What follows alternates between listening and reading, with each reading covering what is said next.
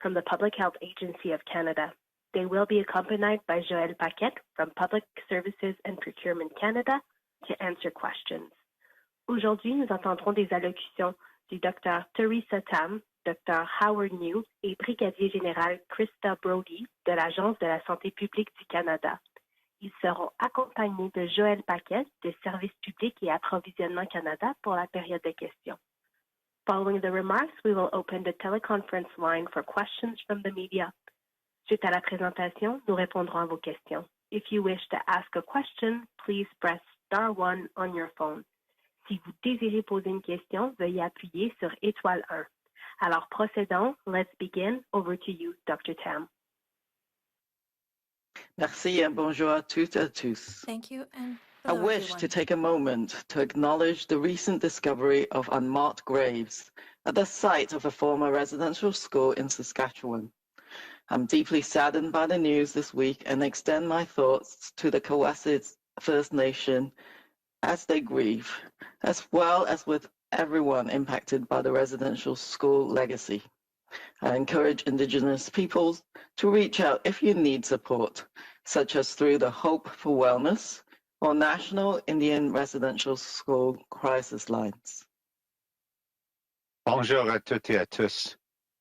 Comme Hello, Dr. Tam, everyone. je souhaite prendre un moment pour reconnaître Dr. la Tam, I découverte would des like to tombes take a moment to non marquées sur le acknowledge- to site d'un acknowledge the ancien recent discovery ancien of pensionnat en unmarked graves at Saskatchewan. the site of a former Je suis residential school in profondément attristé Saskatchewan. par les nouvelles I de am cette deeply semaine saddened et by the j'adresse news mes this week, pensées à la and I Première extend my Nation thoughts de Coveted to the dans son Covet deuil, First Nation ainsi qu'à as they toutes les grieve, personnes touchées as par well as with l'héritage des everyone pensionnats. impacted by the residential J'encourage school les legacy. Autochtones à faire I appel encourage au Indigenous soutien people to dont reach vous avez out besoin, if you need notamment par support, l'entremise des such lignes as through d'écoute the téléphonique Hope for Hope for Wellness or ou National National Indian Residential School. Crisis Lines.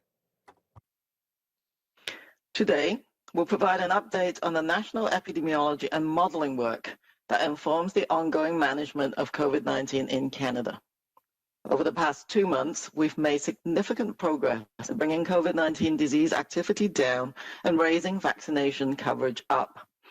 Although the Delta variant of concern has emerged as the latest hurdle, Canada has every opportunity to avoid a strong Delta wave by remaining vigilant to keep infection rates low as we build the vaccination barrier wall high.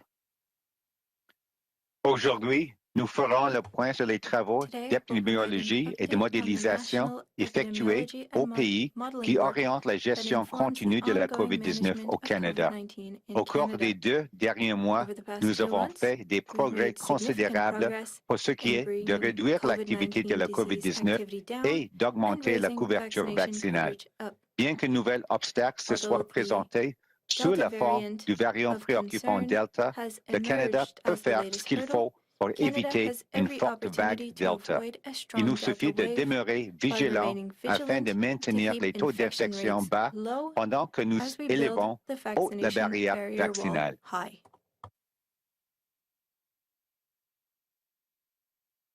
You're mute. So slide 1. The strong and steady declines in disease trends has continued over many weeks. Average case counts have dropped by over 90% since the peak of the third wave in mid-April, with just over 750 new cases being reported daily over the past 7 days. The number of people experiencing severe and critical illness is also significantly lower since overall infection rates have declined. The latest 7-day average for the number of people with COVID-19 being treated in our hospitals each day has dropped by almost 75% since peak activity to about 1,100 daily. Of these, on average, 530 were being treated in intensive care units, and there were an average of 18 deaths reported daily. Diapositive 2. Les taux d'infection de la Slide 2. COVID-19 ont atteint un Regional sommet dans la plupart des COVID-19 régions, trends show suivi d'une decreasing baisse plus hospital lente de la occupancy moyenne following sustained quotidienne des decline taux in d'occupation disease des incidence. hôpitaux.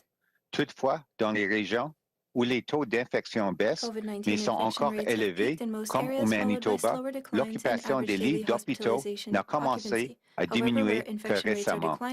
Avec une durée moyenne de séjour de près de 2 semaines pour les personnes hospitalisées en raison de la COVID-19 ou de près de 3 semaines pour les personnes gravement malades, le nombre de patients hospitalisés s'accumule au fil du temps, prolongeant la pression exercée sur les services de santé.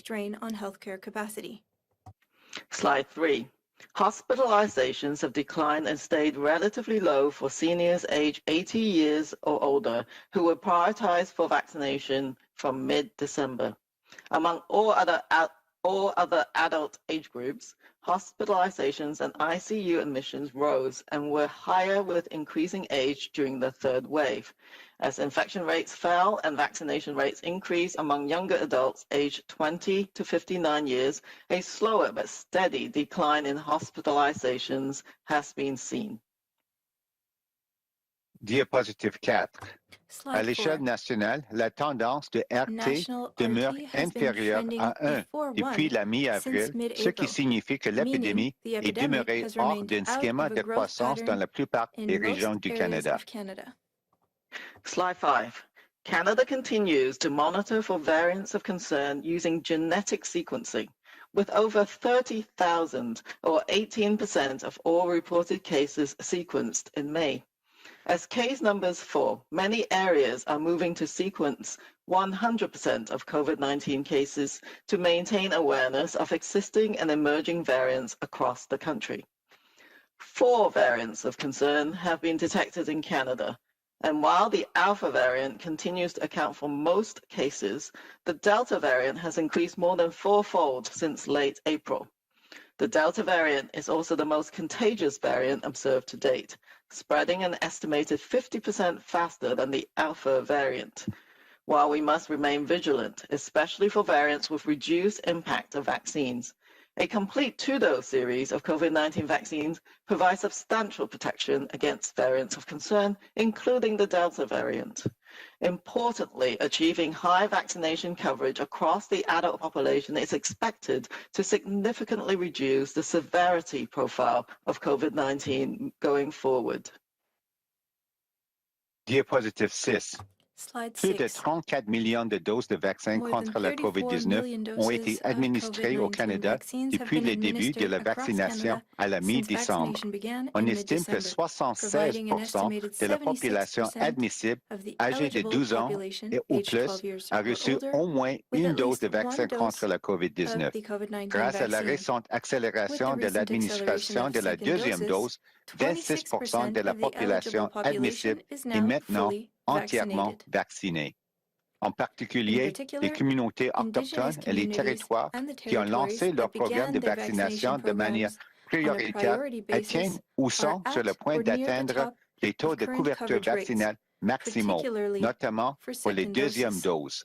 Dans les territoires, de 71% à 85% de la population de 12 ans et plus a reçu au moins une dose et de 55% à 74% sont entièrement vaccinés. Slide 7.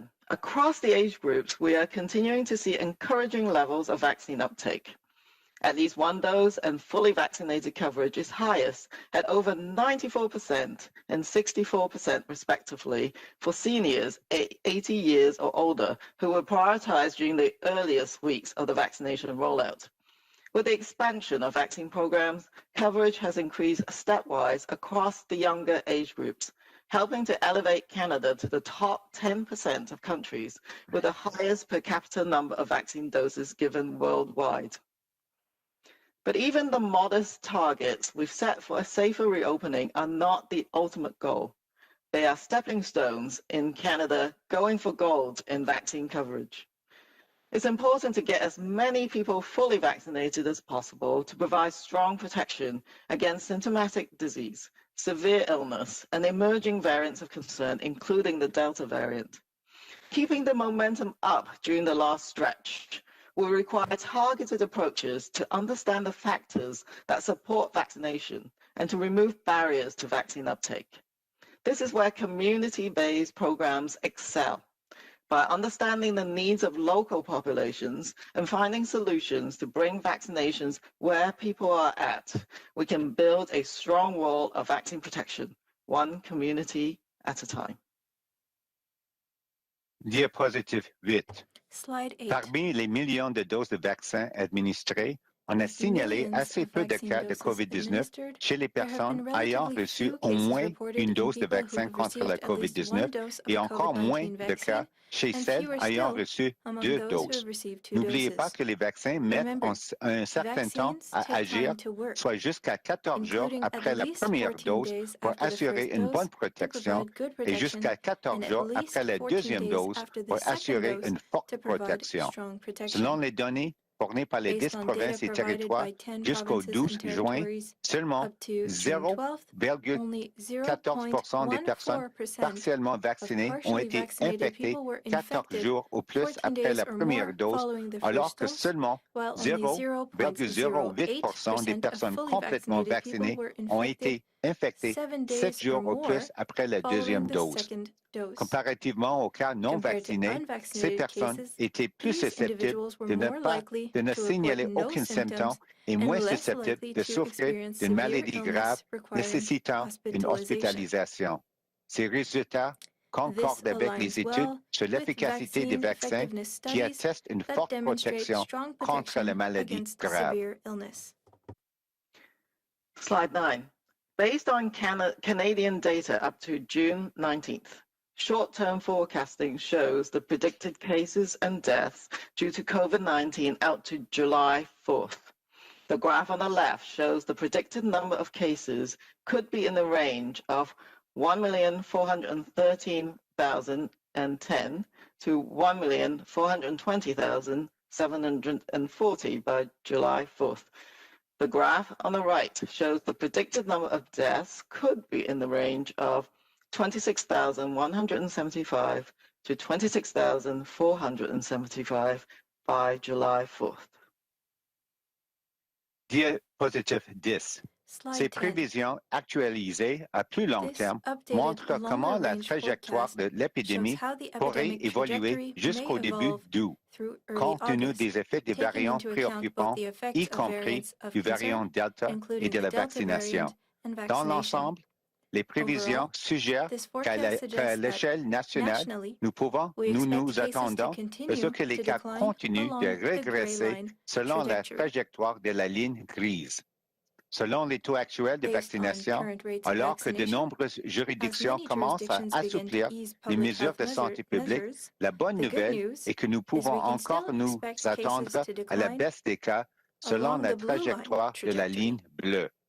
Toutefois, la trajectoire de la ligne orange montre qu'avec les taux de vaccination actuels et en tenant compte de la transmissibilité accrue du variant Delta, une recrudescence est toujours possible si la réouverture augmente de 50% les taux de contact quotidiens entre personnes dans la communauté. Bien que les prévisions soient encourageantes, elles confirment la nécessité d'adopter une approche prudente de l'assouplissement des mesures sanitaires et de demeurer vigilant quant aux signes de recrudescence et de continuer à augmenter la couverture vaccinale. Slide 11. The experiences of other countries emphasize the need for continued caution as vaccine coverage increases. As well, easing of measures must be controlled, gradual, and responsive to potential shifts in disease activity until infection rates decline to low and manageable levels. For example, the United Kingdom slowly and cautiously relaxed measures as infection rates declined and vaccine coverage expanded, yet experienced a recent resurgence fueled by the emergence and spread of the Delta variant in younger, largely unvaccinated people. Although the Delta variant is now predominating in the UK, fortunately, hospitalization and fatality rates have not risen as sharply as infection rates to date.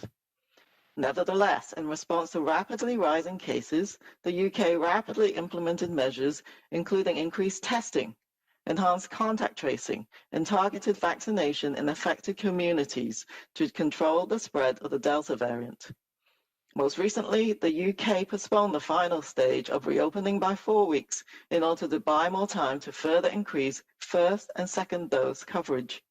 International experience with the Delta variant highlights the importance of attaining high vaccine coverage while remaining responsive to signals of increased disease activity, even once infection rates are brought to low levels. Diapositive 12. Une modélisation plus complexe continue de nous aider à comprendre comment différents facteurs, tels que le déploiement de vaccins, les niveaux de couverture vaccinale et les variants préoccupants, pourraient avoir un impact sur différents scénarios de levée des mesures de santé publique. Nous mettons régulièrement à jour ces scénarios à mesure que des nouvelles données et preuves apparaissent. Lors de notre dernière présentation, nous avons montré un scénario dans lequel l'épidémie resterait vraisemblablement maîtrisée si les mesures restrictives n'étaient assouplies qu'après que 75% des personnes de 12 ans ou plus auraient reçu une dose et qu'au moins 20% auraient reçu 2 doses. C'est la première ligne verticale en pointillé bleu. Dans le même scénario, à gauche sur la diapositive, les précautions individuelles ne seraient levées qu'après la vaccination complète de 75% de la population âgée de 12 ans ou plus. C'est la deuxième ligne verticale en pointillé bleu. Ainsi, le nouveau scénario de droite examine l'impact potentiel du variant Delta qui est plus contagieux et plus grave. Ce scénario de modélisation montre que si le variant Delta est prédominant lorsque les restrictions sont assouplies au moment où les objectifs initiaux de couverture vaccinale sont atteints, nous risquons d'assister à une recrudescence plus forte que prévu cet automne ou cet hiver.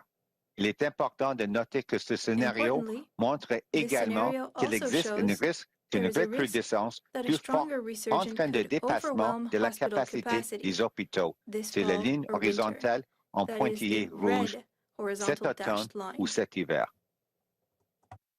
Slide 13. While the new scenario on the previous slide shows the Delta variant has the potential to cause a stronger resurgence this fall or winter, the scenario on this slide shows that increased vaccine uptake can help to counteract the potential impact. This scenario shows what could happen if Delta is predominating, but we have achieved a higher vaccine coverage, with at least 80% of the population aged 12 to 54 years fully vaccinated before we ease individual precautions such as masking and spacing. In this scenario, while we may still expect some degree of resurgence this fall or winter, by maintaining individual precautions until vaccine coverage is a bit higher, we could reduce the risk of a strong resurgence that could overwhelm hospital capacity. Fortunately, we are continuing to see good vaccine uptake across Canada, with first dose coverage already over 76%, and second dose coverage ranging from 21 to 64% in adults 50 years or older. However, this modeling underscores that vaccination among younger adults can have a big impact. Given their increased work and social connections, younger adults naturally have higher rates of in-person contact. So the higher the vaccine coverage among these age groups, the greater the overall impact on epidemic control. With the emergence and spread of the Delta variant, it is more important than ever for as many people as possible to get fully vaccinated across Canada. Getting fully vaccinated improves your own protection against symptomatic infection and severe illness. It provides better protection against more severe variants of concern, including the Delta variant, and protects those around you by building a wall of vaccination protection across the community.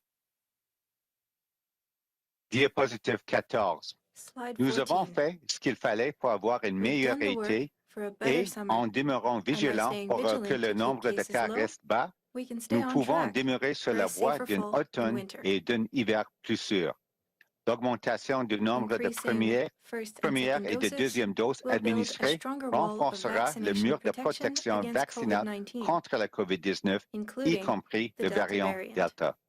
Il ne faut pas faire les choses à moitié. Il faut 2 doses de vaccin contre la COVID-19 pour se protéger d'une forme grave de la COVID-19, conférer une meilleure protection contre les variants préoccupants qui sont plus contagieux et plus graves et bâtir une forte immunité dans la population pour maîtriser la COVID-19 en l'absence de restrictions.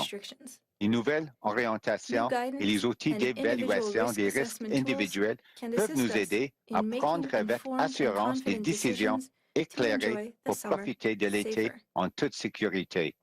La situation continue d'évoluer et n'est pas la même partout. Il est donc important de continuer à suivre les conseils des autorités locales de la santé publique. Votre santé et votre statut vaccinal ainsi que ceux de votre famille sont importants. Être COVID avisé vous aidera à maximiser vos protections en vous faisant entièrement vacciner et en respectant les mesures de précaution fiables, notamment le port de masque et la distanciation. Réduire les risques au minimum par le choix des mesures de protection adaptées au degré de risque des différentes sorties et activités. Merci. Thank you. Megwetch, et Go Habs Go. Well, slide 14, and as Dr. New have just said, we've done the work for a better summer, and by staying vigilant to keep cases low, we can stay on track for a safer fall and winter. Increasing the first and second doses will build a stronger wall of vaccination protection against COVID-19, including the Delta variant. Halfway is not okay. 2 doses of COVID-19 vaccine are needed to protect ourselves from severe illness due to COVID-19, to give better protection against more contagious and severe variants of concern, to build strong immunity across the population to keep COVID-19 under control without restrictions.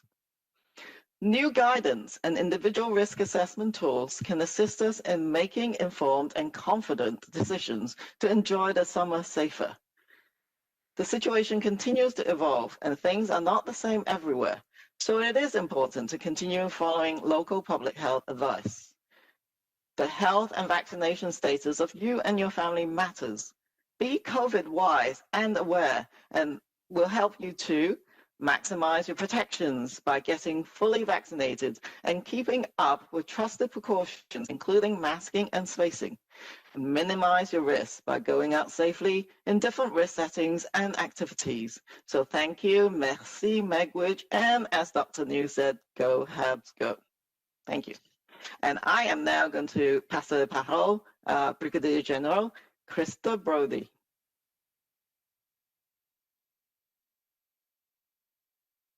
The second quarter is drawing to a close. We have delivered almost 43 million doses of COVID-19 vaccines across Canada. By the middle of next week, we expect to have 50 million doses available for Canadians. That represents enough vaccine supply to fully immunize 75% of the eligible population. We will continue to work with manufacturers to ensure Canadians have the vaccines needed in the right quantity and at the right time and place to maximize immunization efforts. Even in the midst of the big lift, with large-scale shipments arriving on a regular basis, fluctuations in the distribution plan can be expected. We are working to minimize the impact of last-minute changes and to accelerate the availability of doses to the greatest extent possible. While operational factors of this nature come with a big lift, we have delivered more than 3 million doses of Moderna to the provinces this week, in addition to the 2.4 million doses of Pfizer-BioNTech. Yesterday, we received a shipment from AstraZeneca totaling 795,000 doses to be managed at the federal level, allowing provinces to draw the precise quantity of doses required to support their second dose strategies and unique requirements. Next week, the final week of the second quarter, we are expecting to bring in 2.4 million doses of Pfizer-BioNTech and 1.4 million doses of Moderna. Pfizer-BioNTech shipments for the first 2 weeks of July were announced last week. We expect 900,000 doses during the week of July 5th and 1.4 million doses the week of July 12th.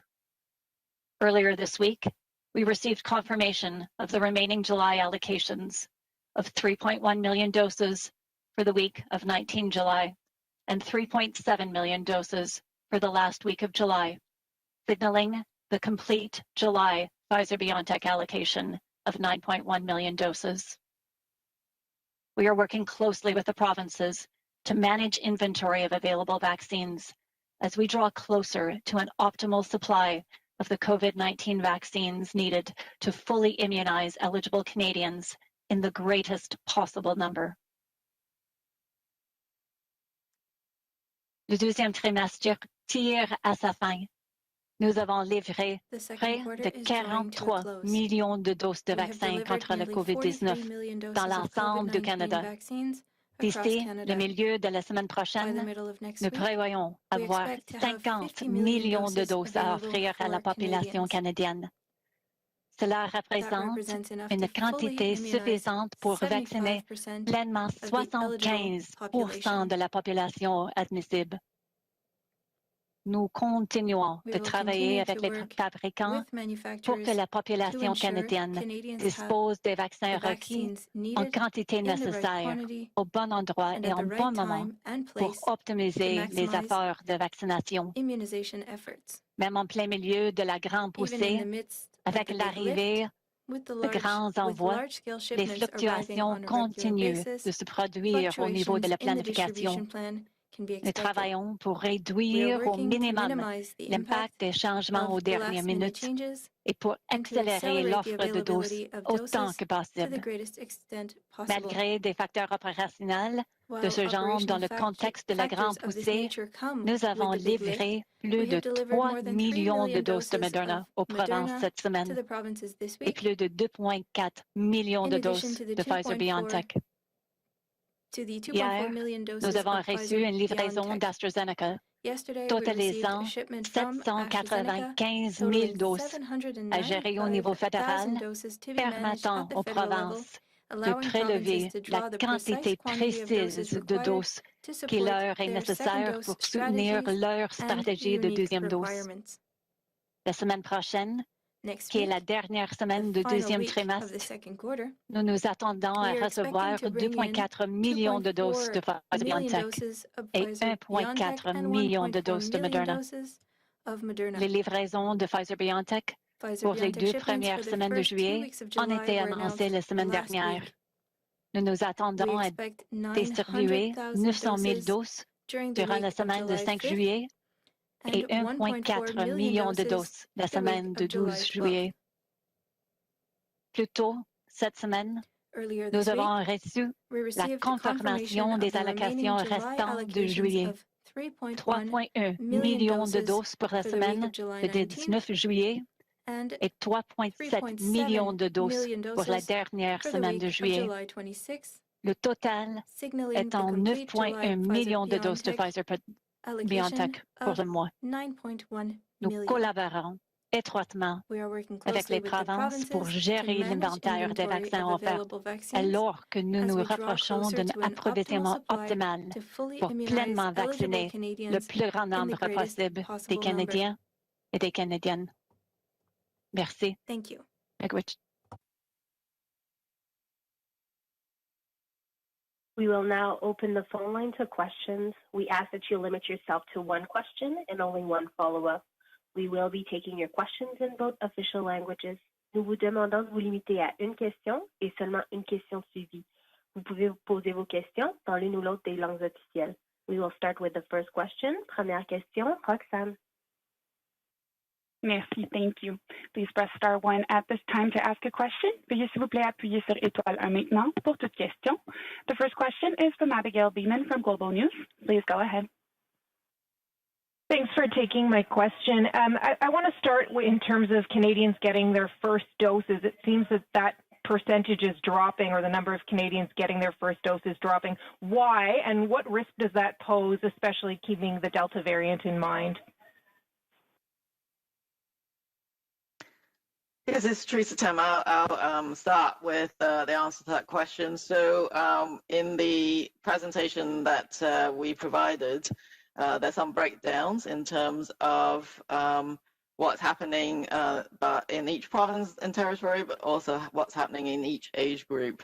So for sure, we're seeing very good vaccine uptake in the older age groups, and that's great. So the 50 years and older are getting past that 75% mark, and they're also accelerating with the second doses because they were some of the first groups that got vaccinated.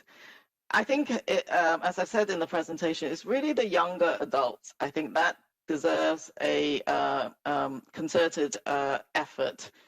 Partly it is because they were later to start, so I do expect them to accelerate. And I think part of this presentation is to encourage them to do so, because it does make a difference. They are the highest transmitters because they have an increased social mixing. So that is really important, is the younger adults. And now we also have the vaccine for the 12 to 17-year-olds as well.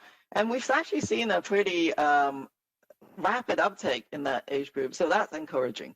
So I think partly it's just a matter of time. And I want to see us going past the 75% mark and shoot for as close to that 100% as possible. But what I am very encouraged is that, of course, the highest risk, the older population, is getting past those milestones. But with the Delta variant, I think our bottom line is that we just need to get as high as possible, as much as we can pass that 75% goalpost for both first and second doses.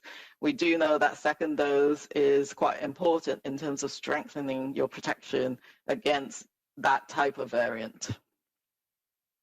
But we also indicated, I think, in my update that more targeted approaches are needed. So the group that is not vaccinated as yet is a varied, heterogeneous group.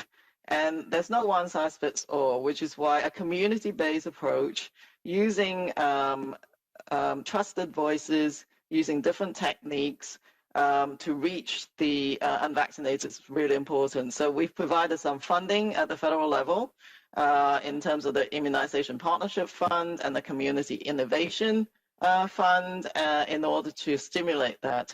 You've also seen provinces pulling out all stops, from lotteries to other incentives, also in order to reach some of these groups.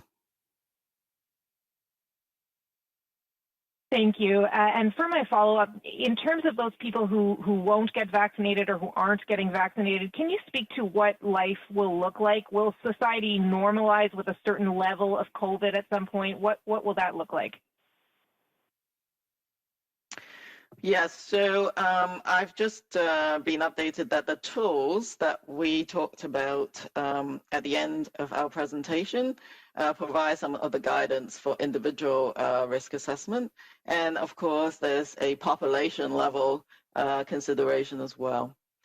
So with as high a vaccine coverage as we can achieve, we may be able to achieve a level of community protection that allows us to protect those who are not yet vaccinated because, for example, there are certain medical conditions, or because they are older and their immune system doesn't work as well, or you're immunosuppressed.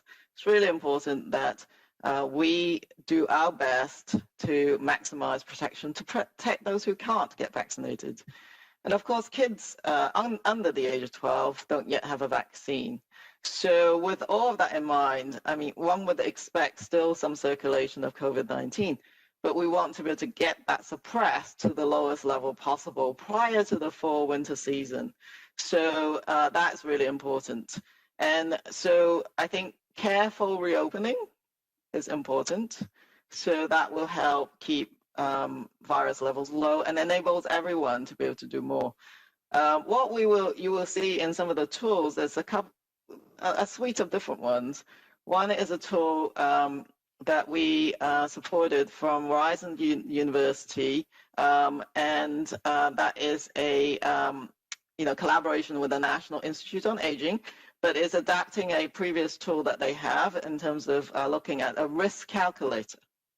So you can look at your risk based on whether you're fully vaccinated, you've had one dose, or you haven't had any vaccine. What does that risk look like, and how can you reduce that risk going forwards?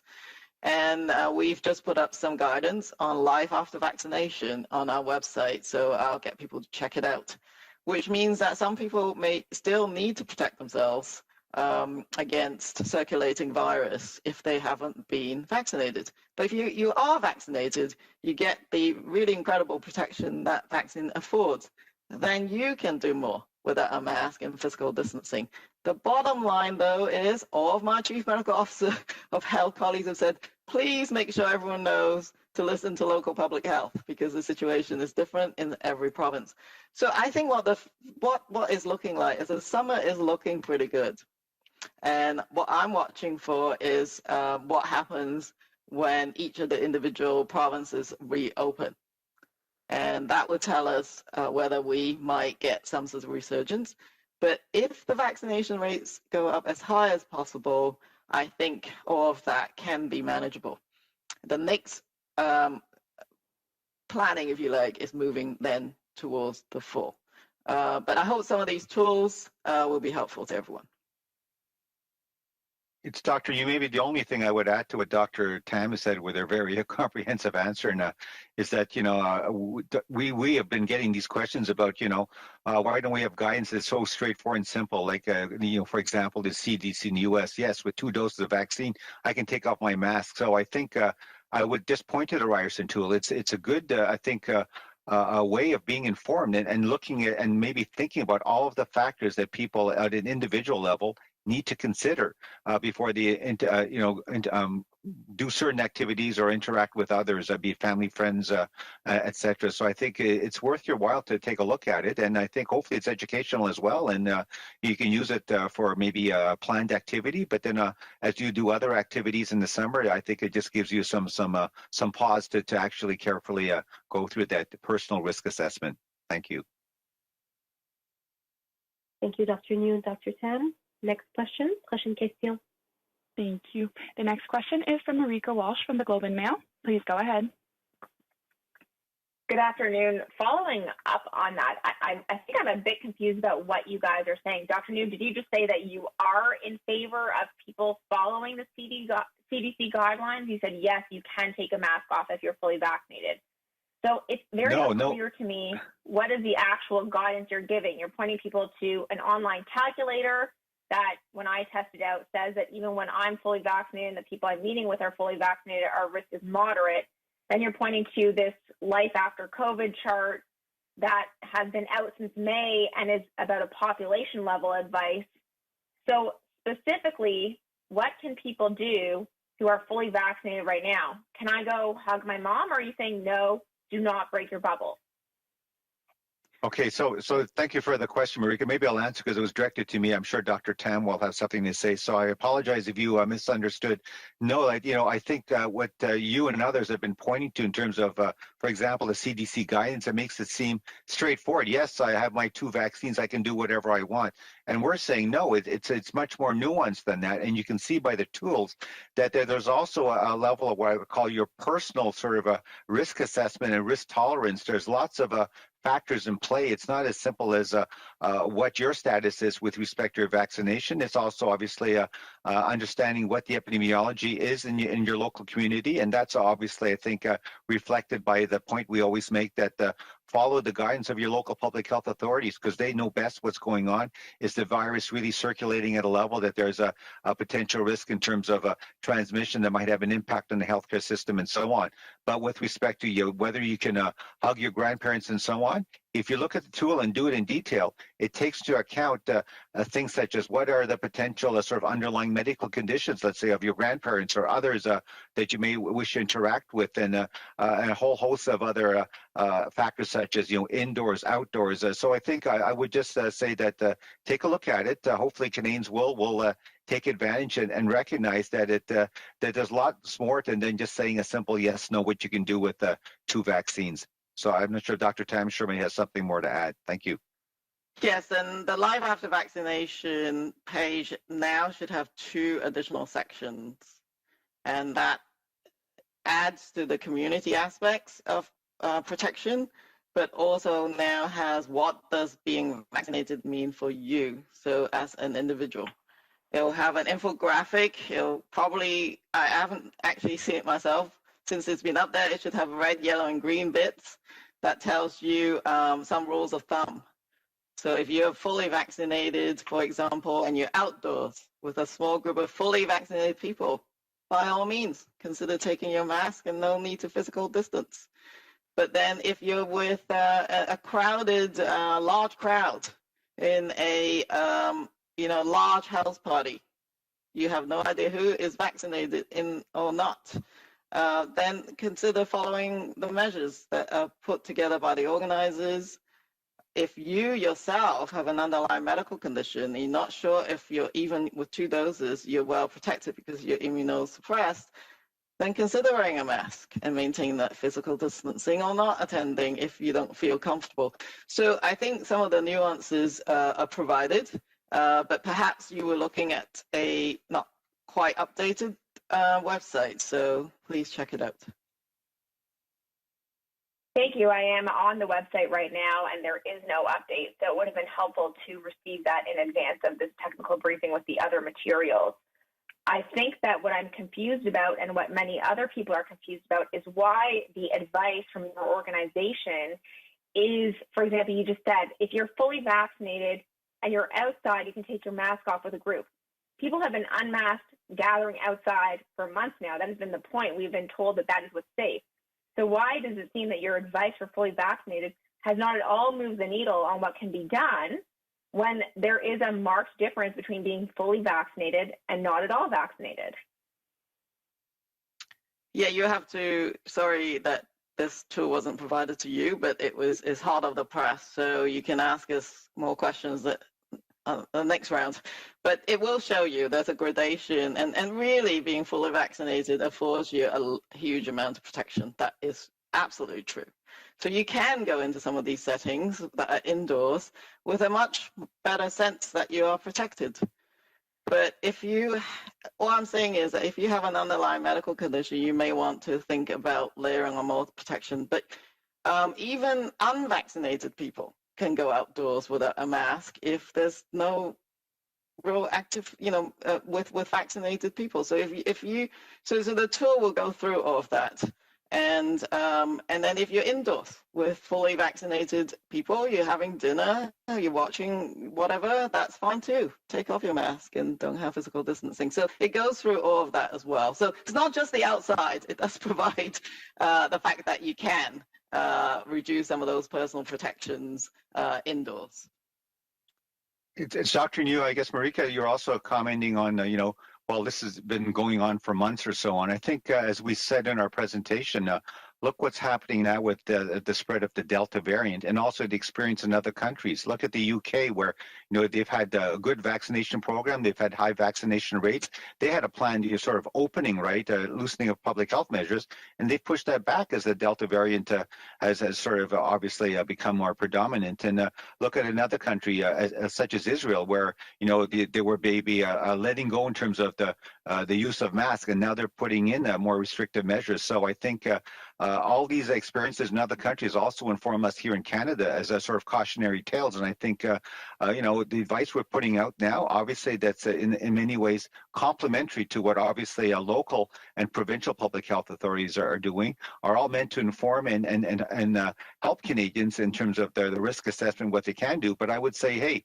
the science keeps evolving. We'll have to keep an eye on the variants, and certainly learn from other countries as well as we move forward. Thank you.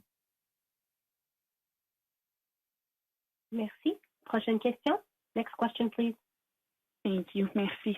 The next question is from Rebecca Keenan from Savimont. Please go ahead.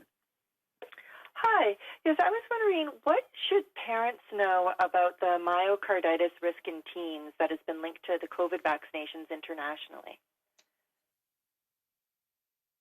Yes, thank you for that question. And we've been following the situation very closely and linking with the CDC, our European counterparts, as well as the regulator, Health Canada, linking with other regulators to monitor and understand the analysis on that, on the myocarditis or inflammation of the heart. So you may have seen some of the communications out of the United States. Personally, I was actually quite reassured by what they are saying, in that what they have observed is this is rare. It does occur in younger populations. It's primarily seen after the second dose, but it is mild, and in overall that individuals will sometimes don't need any major treatment. They will get better on their own, or there are treatments, of course, and anti-inflammatory medications that can be provided, and so they don't get very sick. And so that is reassuring, and it's still seen more in males. But I think the bottom line is that the global literature provides us with that kind of reassurance. And so the National Advisory Committee on Immunization is actively reviewing all of this together with Health Canada, and we expect some updates from them. But the initial analysis is from the United States, is that they've determined that the benefits far outweighs the risks. At the moment in Canada, we've been monitoring through our vaccine safety surveillance systems, and we've been monitoring these cases all along, and we don't see any specific signals of concern. And in fact, the rates of myocarditis in the vaccinated population is lower than what we would normally expect in a regular year. Having said that, we haven't had a lot of people who are younger who've had 2 doses. You've seen the graph that we presented. So we do need to monitor this carefully, and of course inform parents, inform the youth of the kind of symptoms to look for, which is if you do get chest pain, you're feeling unwell, you don't know what's going on, shortness of breath, sometimes in certain circumstances your heart rate might be irregular. And under all of those circumstances, please seek medical help. But again, based on the data, these are generally mild illnesses, and that occur very quickly soon after the second dose, and they all seem to resolve in general. And so there are a few cases that are hospitalized, but again, I think what I would suggest is we'll wait and see what the revise is next week, but the international data is reassuring. I wonder, is there any way for parents or teens to mitigate the risk? Like if you're an active athletic teen, should you take it easy for a few days after your second dose, for example? That's a good question. I think see how your body feels, and I know even with adults, everyone reacts a bit differently. And I would say always schedule your vaccination when you can take some rest afterwards. I think that applies to everyone, including younger people, and take it easy. Don't schedule stuff that that's going to take a lot out of you for a few days after your second dose, and watch. Don't think of yourself as invincible. Just watch and see if you got any symptoms, and then tell your parents and go and see the doctor. Thank you. Next question. Prochaine question. Thank you. Merci. Once again, please press star 1 at this time to ask a question. De nouveau, n'hésitez pas à appuyer sur étoile 1 maintenant pour poser une question. And our next question is from David Thurton from CBC News. Please go ahead. Hi, yes. I just wanted to follow up about the questions about myocarditis, and also just kind of extend it to pericarditis as well.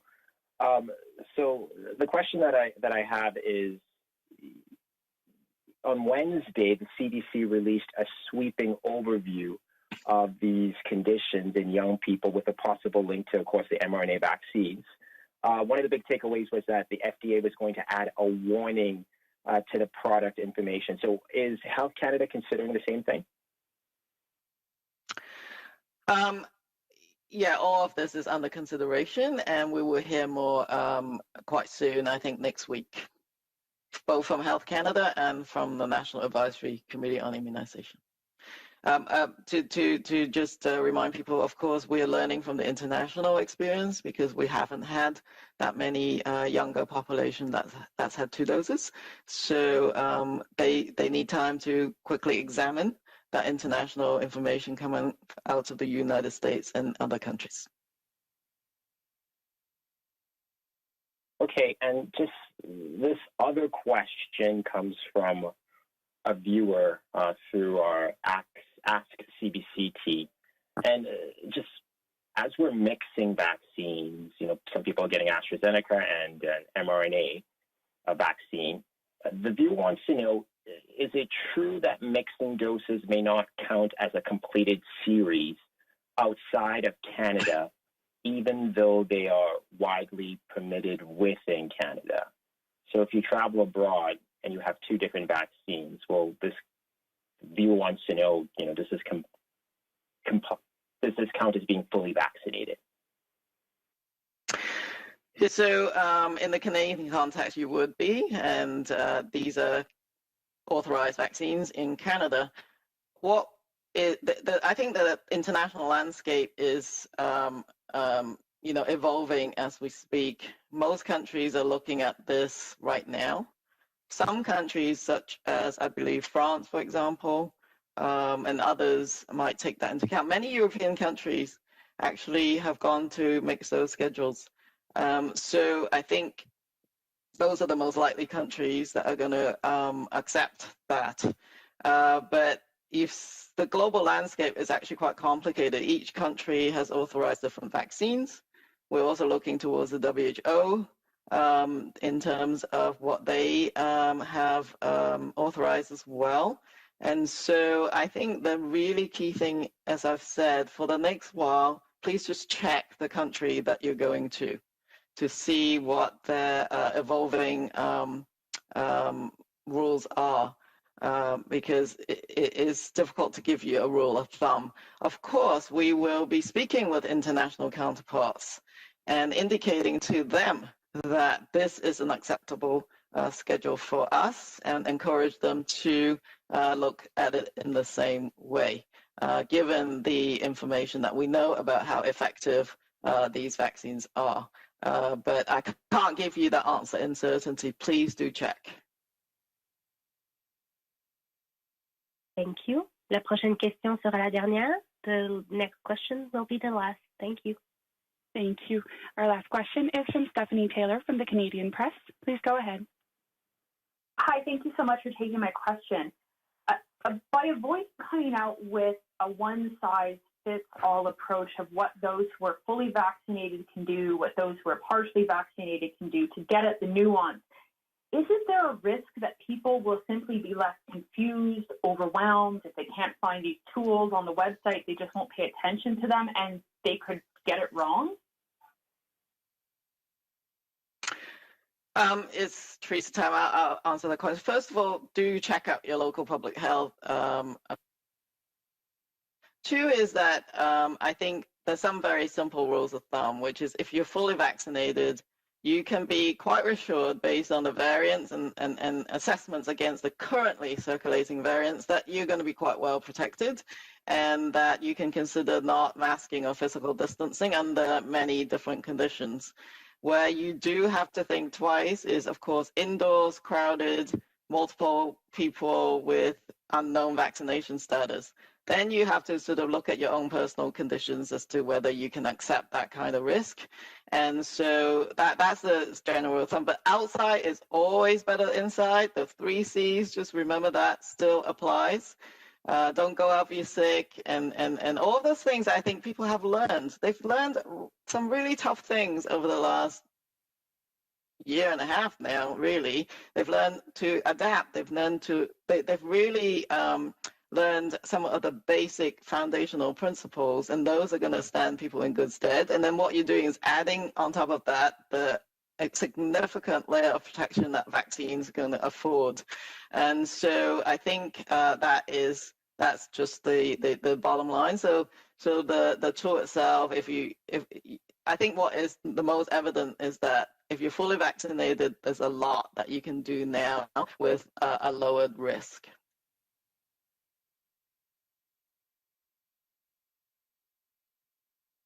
Thank you. I guess, why not just come out and say that in a public way and provide some kind of national guidelines? Like, what is so wrong, or what is the risk that your organization sees if it does that? Because there does seem to be hesitancy to provide some kind of national guidelines on what fully vaccinated people can do. So I'm just confused as to what you think might happen if you were to come out and do something like that.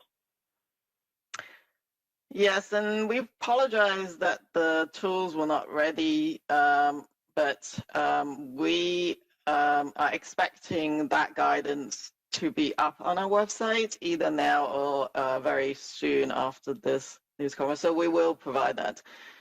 But my colleagues, the other chief medical officers, said, look, we've already got some rules in our own province, and we want to make sure people follow that because we have our own set of contexts and situations.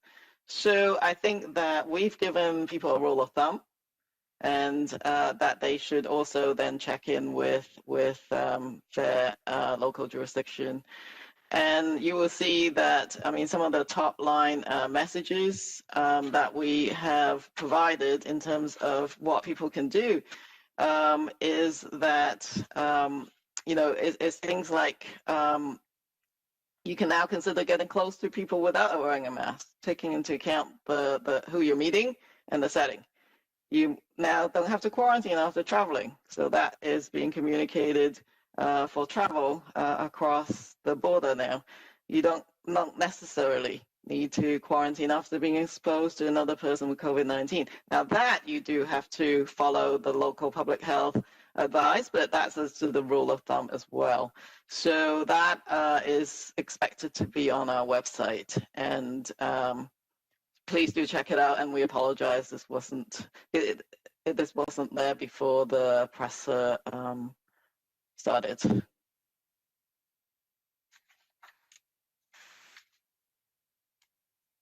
Thank you, Dr. Tam. That will be all for today's technical briefing. C'est ce qui met fin au briefing technique pour aujourd'hui. Any additional questions can be directed to Media Relations at the Public Health Agency of Canada. Si vous avez d'autres questions, n'hésitez pas à communiquer avec le Bureau des relations avec les médias à l'Agence de la santé publique du Canada. Merci beaucoup et bonne fin de journée.